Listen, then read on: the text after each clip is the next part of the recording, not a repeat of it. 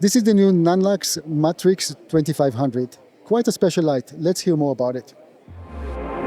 You're watching CineD, supported by B&H and CVP. Hi guys, I'm Johnny from CineD. It's Cine Gear time and I'm here with Andy. Andy, how are you? Good. How's it going? Very well, really nice to see you again. And you are actually one of the lucky ones because it's extremely hot outside. Already? And yeah, it's crazy hot here at the Universal Studios, but here it's nice and shady.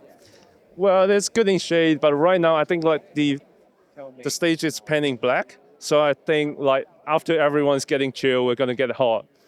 Let's see. But anyway, you have a very nice booth here and a lot of lights. But I want to talk specifically about the new Matrix 2500. And I have a couple of questions. First of all, let's start from the basic because you're very much pushing that light that has the Nebula engine. What is the Nebula engine?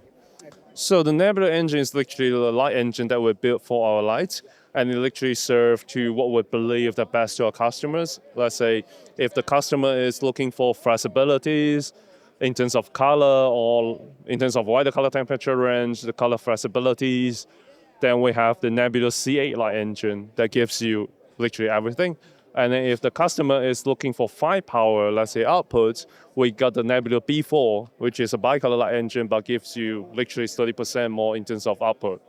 So all your lights will move into this engine? Doesn't matter if it's NanLight from the NanLight brand or the NanLux brand?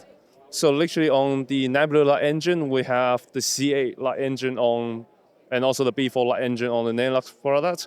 But as you're probably aware of that, some of the NANLight products has the Nebula C4, which is the sort of the balance of flexibility plus output of the color engine in the NANLight products.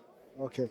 Let's concentrate and talk about the Matrix 2500 itself, because it's a very interesting fixture. I mean, I have to say, it looks beautiful, but what was the idea behind it? Who is it for, and what purpose will it serve in productions?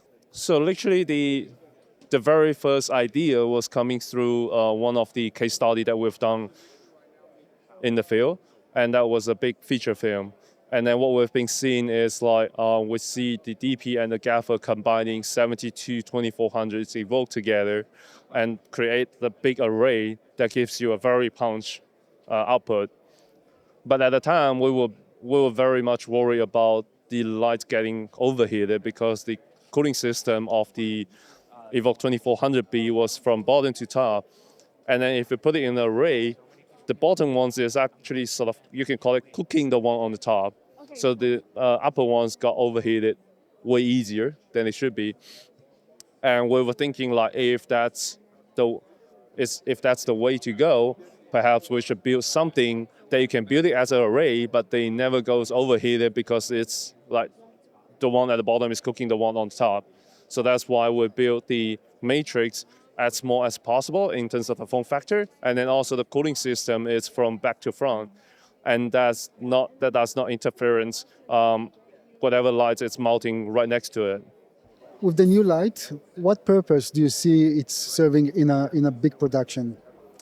So literally there are two main purposes. One is like, let's say you want to bring up the exposure level of big areas, so then you can use let's say a 4 light frame together as a 10K to lit up the areas. Or otherwise, let's say if you're looking for a sun that is extremely bright, that you can direct competing with the sun, or recreating the sun, you can put multi of them, let's say 24, even 60, 100 of them together into a big array to really shine into it.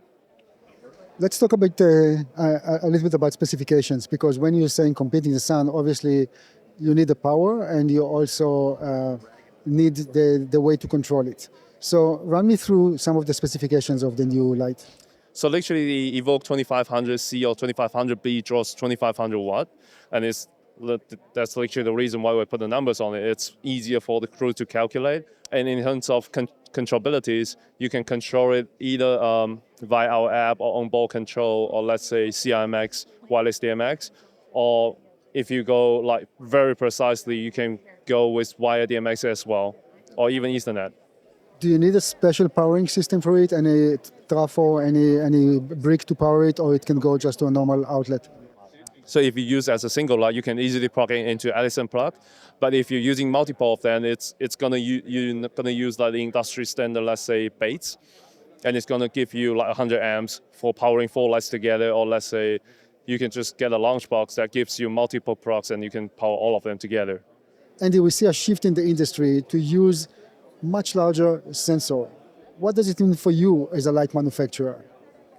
So what we believe is like, let's say, when you're using a bigger sensor, if you're looking for the same depth of fields, you're actually needing more light, right? Because your aperture of this 65 millimeter sensor is, let's say, the original full frame or 35, it's going to be like f4. Then you need f8 or even f11 to get you the same depth of field, and that means it's literally more light. And that's one of the reasons why we built the Matrix 10K.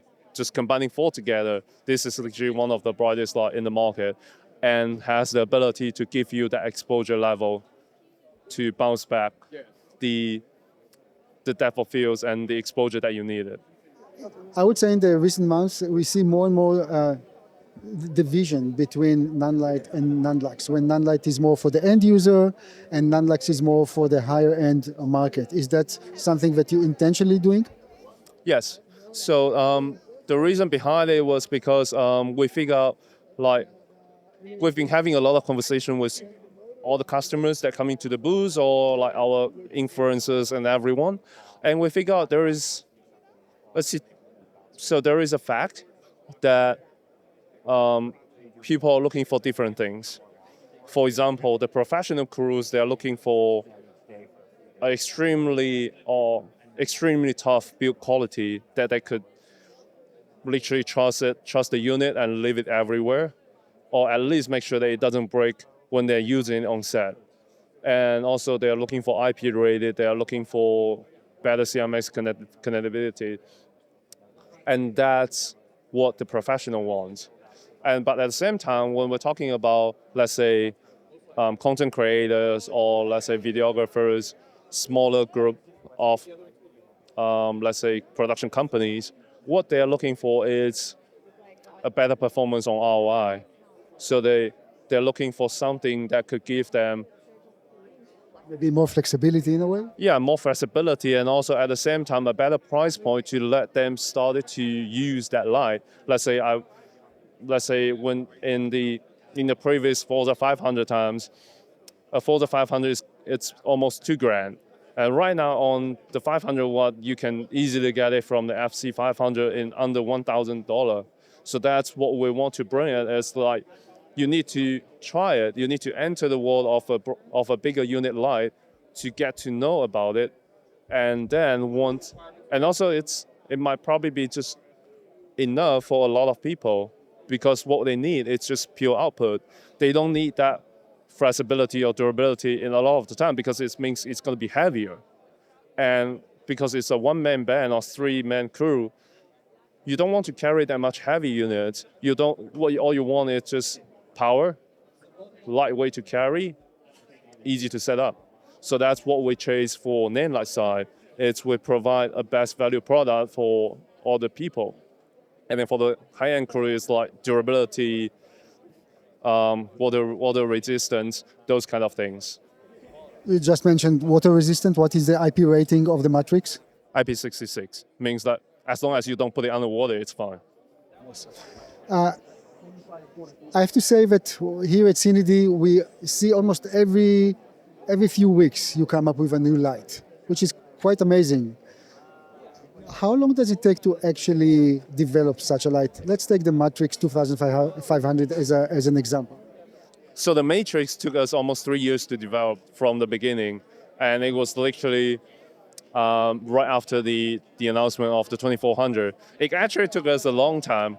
So same as let's say the Evoke 150C and 600C, and even the Evoke 5C, it was fundamental. It was like once we figure out like the professional crews needs a more professional product, we started the development of all of them.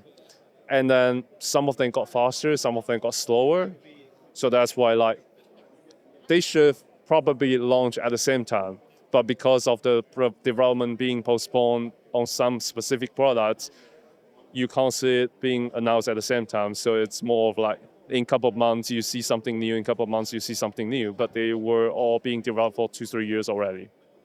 Amazing. I mean, we are now touching a little bit about products in general because the idea of making something, of course, is very much appealing and you need a lot of patience. It's really amazing how maybe people think it's really easy. You just come up with an idea, you make it, you sell it, but it's far from the reality. Yeah, it's especially like building something that contains electricity. It's very different. So it's taking a lot of time to build the product, no matter just the circuit board or let's say the outside structure of it, and then also let's say building the firmware to fine tune it to really what people wanted. It's a long process. How about the price and availability of the new Matrix 2500? So the Matrix 2500 bicolor is $65.80 and the color version is $75.80. And I think they should be start shipping in 2-3 months. Yeah, it's gonna be available shortly. Andy, one thing that I noticed, you announced a product, it's at B&H, and it's immediately being discounted, even if it's not being shipped yet. Is that a deliberate thing, or it's a philosophy of the company? So we sort of call it as a introduction promotion. And what that means is like we appreciate people's trust on us on pre-ordering the products. So what we want is that we want to give back some of the discount to appreciate their trust. So that's why we introduced that discount. Very interesting and a very nice way to actually bring the community to you. Very nice. Andy, as always, thank you very much. A pleasure talking to you. Guys, thank you very much for watching, and please don't forget to subscribe to our YouTube channel. Thank you.